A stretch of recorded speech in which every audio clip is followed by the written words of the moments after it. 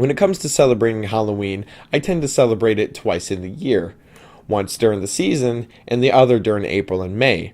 Now you're probably wondering why is such a spontaneous time in the year? And for me, the reason being is that in April, a horror movie convention called Motor City Nightmares comes in Novi. Now, I'm not sponsoring them, I'm not advertising for them. This is just something that I happen to go to and actually enjoy. Now, it coming up into the late April, I'm really excited and I'm back in the spirit of watching horror movies again. Now, for some of you, I've met a couple people who celebrate Halloween all year round, which I can relate to. I always love horror films, but something about it, I get that jolly feeling inside me.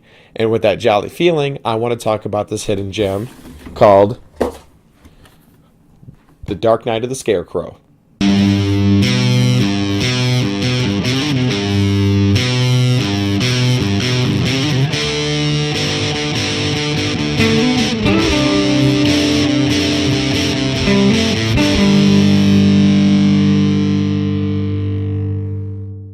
So I happened to stumble across this movie just last Halloween.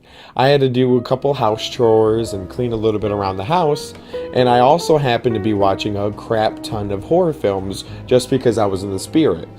Now, I needed something on in the background while I cleaned the house, so I decided to flip through the free movies on Vudu to see what they had, something that's probably low budget, that's probably not really good story, so I kind of just keep it on and not really pay 100% full attention to. And so I looked across the cover, and I gotta admit, I really misjudged this movie. Judging by the cover, it looked like a typical slasher movie. So I figured, why not? There's just gonna be a bunch of killing scenes, your typical cliche B-list horror film. So I put it on, I started cleaning the house a little bit, and as I'm noticing a little bit of the intro, I got sucked in. The intro to this movie really grabs you and pulled me, and I literally stopped what I was doing. I sat down, and I was just intrigued just by this movie. So here you have the cover of the movie. Since I actually watched this from Vudu, I didn't get a hard copy until I talked to my mom about it. And she actually remembers watching this off of TV. So after talking about it, my mom happened to order it, and she actually gave it to me as a gift, and I can't thank her more. And if you look at it, you got the cover, so now you can see why I thought it was a typical slasher movie. Oh my god, I know I gave crap about movies having too much on the box of it, but I mean, look at the back of this. This has 4 lines just in a row. Terrific script. The terrific film. The classic began the whole Scarecrow genre. It's scary as hell. One of the best made-for-television horror films ever made. That's true. I would have to say next to all the Stephen King ones like The Stand, It, and Sam's Lot. I totally forgot Sam's Lot. But like I said before, if you just look at the back of it, it just gives you a brief description. And like that, this is a lower movie. You don't have that, so-and-so was back in the movie, with this award-winning director, and they worked together and, had a box office smash, that unforgettable film. No, it's just the description. I love it. Let me set the scene for the beginning of this movie. We have your typical rural town in the middle of nowhere. You see that there's a let's say mentally challenged or mentally disabled older man who acts like he's a kid. Now he's best friends with a little girl, and they actually have a cute friendship together. The little girl ends up getting injured by the dog. Now somehow the boy named Bubba is to be blamed for it. So a couple of the town folks, or yokels, if you may say they are, decide to take revenge. And so they hunt him down, and so Bubba runs back to his mother. His mother tells him to hide in the secret hiding spot. So as the fellas look for them, one of the dogs happen to find a Scarecrow. And as the man hurries up and he sneaks across closer to the Scarecrow, he looks into the eyes and realizes Bubba's hiding inside the Scarecrow. Drawing back, you can see the fear in Bubba's eyes. The men pull out their guns and they shoot and kill Bubba. Only seconds later do they hear a radio report telling them that the little girl's alright, and if anything, Bubba saved her life. And as soon as that's told, you can hear the coldness and the very eeriness and the guilt that washes over those 4 men. And after hearing that, the postman named Otis grabs the pitchfork and puts it in Bubba's arm to make it look like as he claims was self-defense. Now what happens is that these guys go to trial, but everybody knows in the town that they really did murder him. However, with the good lawyer, they were able to plead that it was self-defense due to the pitchfork, and you find out they actually got away with murder. Only moments later do the men start feeling their guilt and start feeling a little deranged when they start to see the Scarecrow show up at their front door. Now, that alone is pretty scary. Now, this intro really set up for me. But before I even go even further, let me add that this is actually a TV movie. So, there's no gore, there's no cussing, and there's definitely no nudity. So, that basically opted out every stereotype that I've had going into this movie. But of course, I didn't know that until after watching it. So, realizing this premise is pretty spooky. And you can tell the writer kind of worked with what he was given. So this reminds me a little bit of a Telltale Heart type story, where these men feel guilty and start to go insane after these. Now the men start dying of accidental deaths. You don't really see the Scarecrow murdering them, but it is very spooky that anything could happen at any moment. Almost like a Final Destination, it seems like. So these men start to go crazy and they start to distrust one another. And it becomes really intense, and it almost kind of turns into a mystery, because you yourself as the viewer want to know, is he really killing them? Or are they doing just accidental deaths? Or perhaps maybe it's the spirit of Bubba that's killing them. Now what I like about this movie, it is backwards compared to a typical horror film. In a typical horror film, you have one bad guy killing a bunch of innocents, but here you have one innocent killing a bunch of bad guys. Now if I might add, this is probably one of my favorite endings to a horror film ever.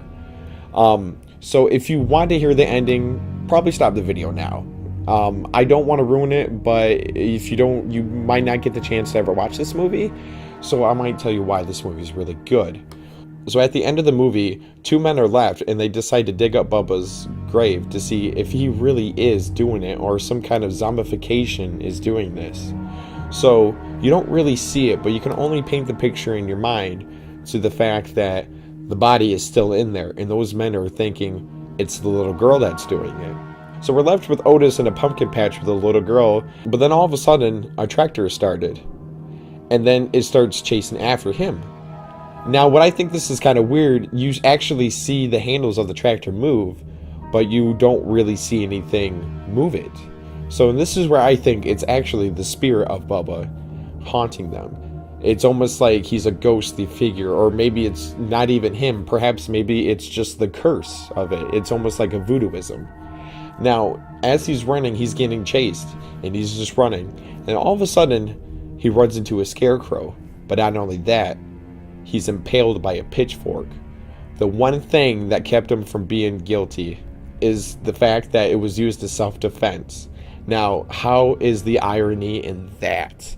That is very excellent. That is just a phenomenal idea from film writing. That is just good storytelling. Like, I just got to give it praise. That is just showing that a writer did what he could do, and then he just made it amazing.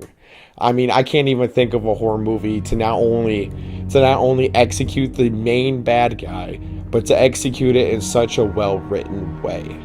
Now, this movie does have a couple flaws. It's not 100% perfect. The music in it is very eerie and very subtle, but it is just like how Nebraska was. I think it was a little overplayed, and eventually it's like, okay, this get something new. I mean, they probably only had the budget for maybe a little bit of a soundtrack to be played and tried to use it wisely, but I'm sure it would have sounded weird if they could only afford one track and left the space open, kind of thing. One thing that I want to add is that there's a lot of murders that happen in this town, especially over a course of a few days. Where the hell is there a detective? I mean, even in the city, if there's that amount of deaths that kind of seem like they link towards each other, let alone a small town with this happening, I can only imagine a detective or at least some kind of a police officer to be investigating what the hell is going on here. I mean, there are cases of a crime scene, but there's really no important character of a police officer at all to be involved with it. Now, don't get me wrong, it would have been weird to throw in a police officer only to have him in a few scenes, but it kind of just questions what's really going on in that town. If they really do or don't care, I don't know. Now, another kind of thing that kind of corresponds with there being a detective is the lawyer. I wish the lawyer would have had a little bit more screen time or something more else done with his character. In the beginning of the movie, when they're in the courtroom, he just flats out just calls out the guys right after the court is told that they are not guilty. Says, I know you murdered him and you're not going to get away with it. Now, that's where I was actually thinking, maybe it's the lawyer killing these guys, but nothing else has come of it. You never see him again from the rest of the film. So a part of me kind of wishes that he kind of had some other part to where maybe he was blamed by those guys, or hell, you think those guys would have thought of anything before they decided, oh my God, it's a little girl. It was her, Sam. It was her all the time. But no, nothing else is done with it. And maybe they had intentions and had to delete scenes. I mean, it being a TV film, they probably had to cut a lot to be able to fit in room for commercials and between other showings. But you never know. I wish it was a bigger film so I could maybe get some information on it. So if you're looking for a typical teenage slasher film, this is definitely not the movie for you. But if you're looking for a new take on the horror movie genre with a little original idea, this will be right up your alley. So when it comes to me, this is one of those movies that you just dig through a whole pile. You know, you just see this whole pile of just movies you never heard of, but you know they're crappy. And then you just happen to pick one random one out of that giant pile, and then you realize, wow, that one actually stands out. That was not too bad. And you kind of remember it, and it just becomes a classic in your own little library. Now, if you have any movies that are like that you've experienced like that, don't be afraid to comment down below, because I love hearing what you guys have to say. And just like that, and like always, I will see you next time.